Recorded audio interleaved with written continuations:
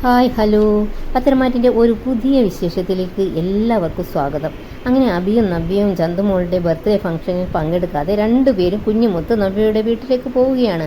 അവരങ്ങനെ കാറിൽ യാത്ര ചെയ്യുന്ന സമയത്ത് നവ്യക്ക് പെട്ടെന്നൊരു ബോധോദയം ഉണ്ടാവുകയാണ്. അബിയോട് പറയുകയാണ്, എനിക്കൊന്ന് അഖിലയെ കാണണം. അത് കേട്ട് അബി ഒന്ന് ഞെട്ടുന്നുണ്ട്. എന്നിട്ട് ചോദിക്കുന്നുണ്ട്, അല്ല നവ്യ, നമ്മളെന്തിനാ ഇപ്പോൾ അവളെ കാണുന്നത്? അന്നേരം നവ്യ പറയുകയാണ്, ഞാൻ ഇതുവരെ അവളെ കണ്ടിട്ടില്ല. അവൾ എത്രമാത്രം സുന്ദരിയാണെന്ന് അറിയണം. അല്ല, നിൻ്റെ ഏട്ടനെ വീഴ്ത്തണമെങ്കിൽ അവൾക്ക് അത്യാവശ്യം ചന്തമൊക്കെ ഉണ്ടാകുമല്ലോ. പിന്നെയും അബി ചോദിക്കുന്നുണ്ട്, ശരിക്കും അങ്ങോട്ട് പോകണോ നവ്യയെ? അതിന് മറുപടിയായി നവ്യ പറയുന്നുണ്ട്, ഉറപ്പായിട്ടും പോകണം. എന്നിട്ട് എൻ്റെ വീട്ടിലേക്ക് പോയാൽ മതി. എന്നാൽ ശരി എന്നും പറഞ്ഞ് കാർ അങ്ങോട്ടേക്ക് വിടുന്നുണ്ട് നമ്മുടെ അബി. അങ്ങനെ അവർ അനഘയുടെ വീട്ടിലെത്തി. അപ്പോൾ ഓമനേച്ചി അനഘയ്ക്ക് കഞ്ഞി കൊടുത്തുകൊണ്ടിരിക്കുകയായിരുന്നു. അബി ഓമനേച്ചിക്ക് നവ്യയെ പരിചയപ്പെടുത്തി കൊടുക്കുന്നുണ്ട്. ഇതെൻ്റെ ഭാര്യയും മോനുമാണ് എന്ന് പറയുന്നുണ്ട്. അതെയോ എന്നും പറഞ്ഞ് ഓമനേച്ചി നവ്യയുടെ കയ്യിൽ നിന്നും കുഞ്ഞിനെ വാങ്ങി എടുക്കുന്നുണ്ട്. എന്നിട്ട് കുഞ്ഞിനെയും എടുത്ത് അപ്പുറത്തേക്ക് പോകുന്നുണ്ട്. അനഘയെ കണ്ടത് നവ്യ പറയുന്നുണ്ട്, കണ്ടാൽ കുഴപ്പമൊന്നുമില്ലല്ലോ, പിന്നെ എന്തിനാ ഇവരെ ആദർശേട്ടൻ വേണ്ടാന്ന് വെച്ചത്? അത് കേട്ട് കള്ളൻ അബി പറയുന്നുണ്ട്, അയാളുടെ കാര്യം ആർക്കറിയാം, നല്ല പിള്ള ചമഞ്ഞിട്ടാണ് അയാൾ ഈ പണിയൊക്കെ ഒപ്പിച്ചത്.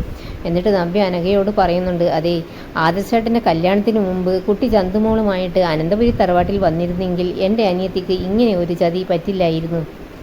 ഇപ്പോൾ നിങ്ങളുടെ കുഞ്ഞിൻ്റെ അമ്മ ആകേണ്ട അവസ്ഥയില്ല അവള്. ഇങ്ങനെ കിടക്കുന്ന അനഘയോട് ഇതൊന്നും പറയുന്നത് ശരിയല്ല എന്നറിയാം, എങ്കിലും സ്നേഹിച്ച് വഞ്ചിച്ച ആളെ അനഘ വെറുതെ വിടാൻ പാടില്ല. അന്നേരം അബി പറയുന്നുണ്ട്, ഞാനിവിടെ വരുമ്പോഴൊക്കെ ഇത് പറയുന്നതാണ്, ഇനിയിപ്പോൾ അതിൻ്റെ കൂടെ നീയും പറയണ്ട. എന്നിട്ട് നവ്യ അനഘയുടെ അടുത്ത് ഇരുന്നിട്ട് പറയുന്നുണ്ട്, അല്ല, നയനയെപ്പോലെ ഒരു ഭാര്യ ആയതുകൊണ്ടല്ലേ ഇപ്പോൾ ആ തറവാട്ടിൽ ഇതിനെപ്പറ്റി ഒരു സംസാരം ഉണ്ടാകാത്തത്? വേറെ ആരെങ്കിലും ആയിരുന്നുവെങ്കിൽ ഇപ്പോൾ എന്താകുമായിരുന്നു അവസ്ഥ? ഈ സംഭവം ലോകം മുഴുവൻ അറിയത്തില്ലായിരുന്നു, കേസും കോടതിയും ഒക്കെ ആവത്തില്ലായിരുന്നു, ചിലപ്പോൾ ആദർശേട്ടന് ജയിലിലേക്കും പോകേണ്ടി വന്നേനെ. അത് കേട്ട് അബി പറയുന്നുണ്ട്, അതുകൊണ്ടല്ലേ കാരണം ഒരു പെട്ടെന്ന് ഒതുക്കി തീർത്തത്.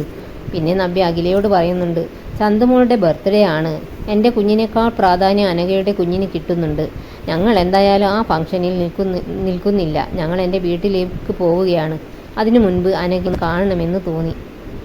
ഇങ്ങനെ ഒരാളെപ്പറ്റി പറഞ്ഞു കേട്ടതല്ലാതെ നേരിട്ട് കണ്ടിട്ടില്ലല്ലോ. എന്നിട്ട് അബിയോടായി നവ്യ പറയുന്നുണ്ട്, ഇപ്പോൾ എനിക്കൊരു സംശയം, അനഘയുടെ ഈ അവസ്ഥയ്ക്ക് കാരണം അബിയുടെ ഏട്ടൻ തന്നെ ആയിരിക്കുമോ?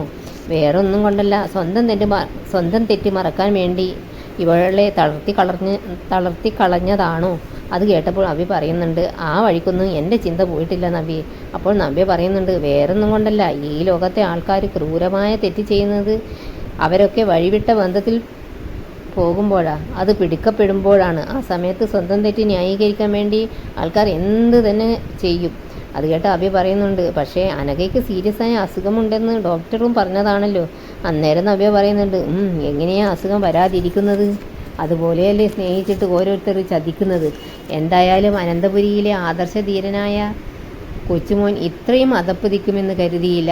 ഏതായാലും ഇതൊക്കെ കേൾക്കുന്ന അനഘയ്ക്ക് പറയണമെന്നുണ്ടാകും, ആ നീചൻ ആദർശല്ല അബിയാണെന്ന.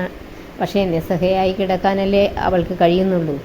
നവ്യ എന്നിട്ട് അനഘയോട് പറയുന്നുണ്ട്, എൻ്റെ അനിയത്തിയുടെ ഇപ്പോഴത്തെ അവസ്ഥ എനിക്ക് സഹിക്കാൻ കഴിയുന്നില്ല അനഘയെ, അതുകൊണ്ടാണ് ഇത്രയൊക്കെ പറഞ്ഞത്. അവളൊരു പാവമാണ്, ഭർത്താവിനെ അവൾ ദൈവത്തെ പോലെയാണ് കരുതുന്നത്. എന്നിട്ട് ഇപ്പോൾ അനഘയെപ്പോലെ അവളെയും വഞ്ചിച്ചിരിക്കുകയാണ് ആ ആദർശധീരൻ. ഇനി ഇവർ രണ്ടുപേരും അല്ലാതെ വേറെയും പെൺകുട്ടികളുമായിട്ട് അയാൾക്ക് ബന്ധമുണ്ടാകില്ലെന്ന് ആർക്കറിയാം. അപ്പോഴേക്കും ഓമനേച്ചി കുഞ്ഞുമായി വന്നു. അങ്ങനെ നവ്യ കുഞ്ഞിനെ വാങ്ങുന്നുണ്ട്. എന്നിട്ട് അവിടെ നിന്ന് ഇറങ്ങി നവ്യയുടെ വീട്ടിലേക്ക് പോകുന്നുണ്ട്. പിന്നെ കാണിക്കുന്നത് അനന്തപുരിയാണ്. അവിടെ നയന ചന്തുമോളെ നല്ല മനോഹരിയായി മാലാകക്കുട്ടിയെപ്പോലെ ഒരുക്കിയിട്ടുണ്ട്. അത് കണ്ടുവന്ന ആദർശ് പറയുന്നുണ്ട്, മോള് സുന്ദരിയായിട്ടുണ്ടല്ലോ. എന്നിട്ട് നമുക്കൊരു സെൽഫി എടുക്കാമെന്ന് പറഞ്ഞിട്ട് സെൽഫി എടുക്കാൻ നോക്കുമ്പോൾ അതാ ദേവയാനിയും ഓടി പിടിച്ച് വരുന്നുണ്ട്. ഞാനുമുണ്ട് എന്ന് പറഞ്ഞിട്ട് അങ്ങനെ ദേവയാനിയും ചന്തുമോളും നയനയും ആദർശും ചേർന്ന് സെൽഫി എടുക്കുന്നുണ്ട്.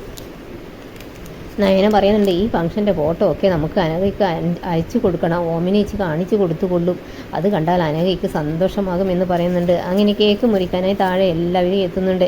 ഏതായാലും നല്ല വലിയ കേക്ക് തന്നെയാണ് ആദർശ നയനയും ചന്തുമോൾക്ക് വേണ്ടി വാങ്ങിച്ചത്. അതൊന്നും ഇഷ്ടപ്പെടാതെ ദുഷിച്ച മനസ്സുമായി രണ്ടുപേർ അവിടെയുണ്ട്, ജലജയും ജാനകിയും. പിന്നെ ആദർശ നയനയും നന്ദുമോളുടെ കയ്യിൽ പിടിച്ച് കേക്കൊക്കെ മുറിക്കുന്നുണ്ട്. എന്നിട്ട് പരസ്പരം വായിലൊക്കെ വെച്ച് കൊടുക്കുന്നുണ്ട്. അങ്ങനെ വളരെ സന്തോഷമായി ബർത്ത്ഡേ കൊണ്ടാടുകയാണ്.